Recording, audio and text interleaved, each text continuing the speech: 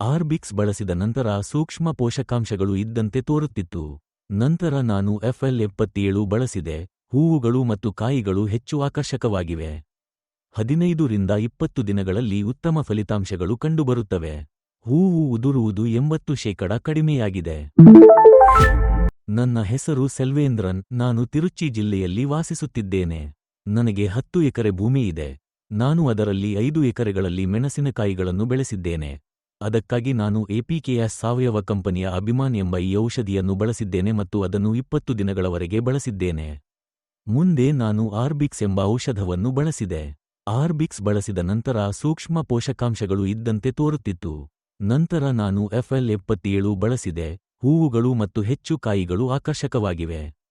15 ರಿಂದ 20 ದಿನಗಳಲ್ಲಿ ಉತ್ತಮ ಫಲಿತಾಂಶಗಳು ಕಂಡುಬರುತ್ತವೆ. ಹೂವು ಉದುರುವುದು 80% ಕಡಿಮೆಯಾಗಿದೆ. ಫಲಿತಾಂಶ ತುಂಬಾ ಚೆನ್ನಾಗಿದೆ. ಎಲ್ಲರೂ ಇದನ್ನು ಖರೀದಿಸಿ ಉಪಯೋಗಿಸಿ ನೋಡಬೇಕು. ಮುಂದೆ ನೆಲಗಡಲೆ ಮತ್ತು ಈರುಳ್ಳಿಗೆ ಇದನ್ನು ಉಪಯೋಗಿಸಲು ನಾನು ನಿರ್ಧರಿಸಿದ್ದೇನೆ.